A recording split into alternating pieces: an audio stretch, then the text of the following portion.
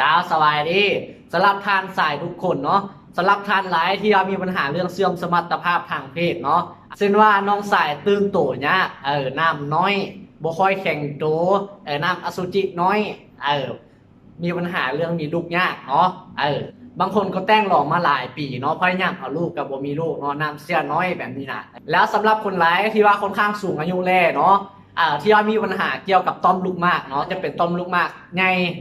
บางคนก็ต่อมลูกหมากอักเสบบางคนก็ทอทรงน้ำอสุจิอักเสบเนาะเหี่ยวยากเนาะเหี่ยวฟืดแบบนี้นะบางคนก็เหี่ยวละแซบแบบนี้เนาะสำหรับคนหลายที่มีปัญหาคือใจว่ามาเนาะเนี่ยใจมีโปรตีนที่ว่าสามารถช่วยทุกท่านได้เนาะสินค้านี้นำเข้ามาจากอเมริกา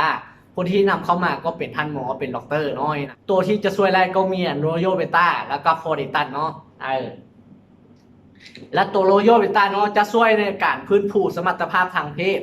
จะช่วยให้เลือดของเราหมุนเวียนง่ายจะให้เลือดสูบฉีดง่ายเนาะคืออวัยวะส่วนปลายของเรามันน้อยเนาะมันจะช่วยให้เลือดบนหันมันสูบฉีดง่ายเนาะตัวนี้จะช่วยให้น้ำเสื้อของเราแข็งแห้งจะให้น้ำอสุจิของเราแข็งแห้งเนาะจะเพิ่มในการมีบุตรง่ายขึ้นเนาะแล้วตัวเซอร์นิตันเนาะแล้วตัวเซอร์นิตันจะช่วยดูแลในเรื่องอักเสบน้อยนะจะเป็นต่อมลูกหมากอักเสบเนาะจะเป็นคอเหี่ยวอักเสบแบบนี้นะคนไหนที่ว่ามีปัญหาเรื่องเหี่ยวฟืดเหี่ยวแสบคอน้ำอสุจิอักเสบแบบนี้เนาะตัวนี้จะช่วยเนาะตัวเซอร์นิตันนี้เลยเนาะสำคัญเลยเนาะตัวนี้เนาะย้ำก่อนเนาะสินค้าสองอย่างนี้โบไลเฮ็ดให้น้องสายของเขาใหญ่ขึ้นยาวขึ้นแบบนี้เนาะ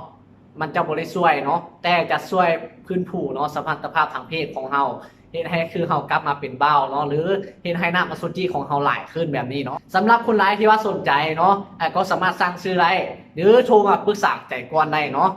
สำหรับคลิปนี้สบายดีเนาะ